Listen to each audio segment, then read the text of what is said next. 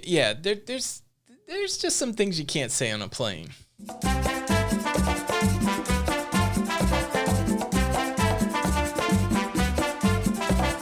Hey, what's up, everybody? Welcome back to the Lido Loca Cruise Show. I'm your host, Tony. Stellar to have you here today. If you enjoy that cruising content, if you like travel commentary, consider subscribing with the notification bell on. There's some things you can't say on a plane. There's just some things you can't say in the world right now.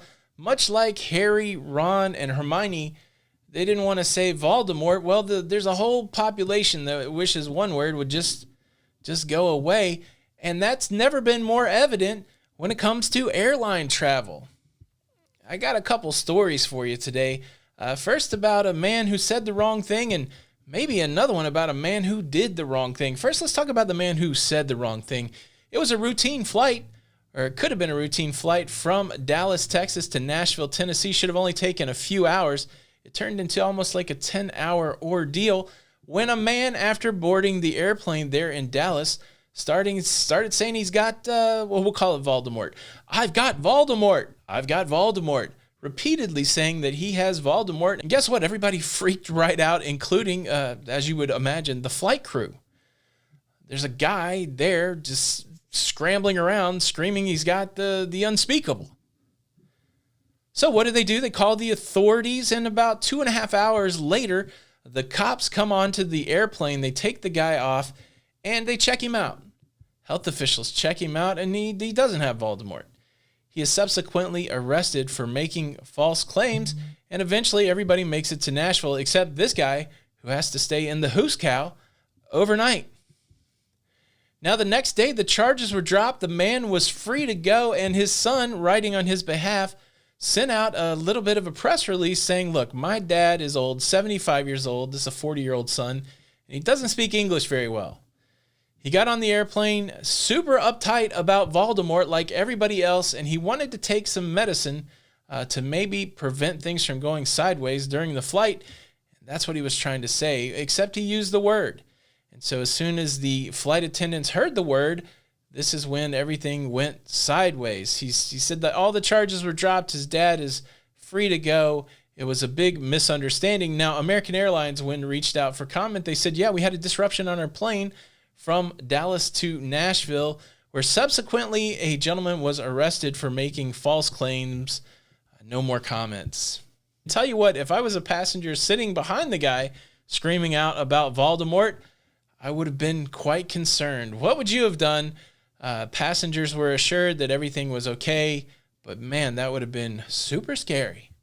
So that's a story of misunderstanding. The guy just said the wrong thing. Well, how about the story of a guy who knew that he may be sick and he got on an airplane anyways? That's the JetBlue story that just happened around the 13th of March. There was a man who did not feel well. He went and got tested and had not gotten his results back, but he still had an airplane flight that he needed to take. He boarded the airplane dressed in a mask with gloves with his wife, and passengers claim that they heard her say that, yes, my husband's sick, and he just got some results before we got on the plane. It was later on discovered that during the flight, the man received a text confirming that he was positive for the thing whose name we shall not speak. Flight attendants were notified. Ground crew was notified in Palm Beach, Florida. And once everybody got there, health officials disembarked everybody on the plane. They isolated the man, and they talked to the people that rode the plane with this guy.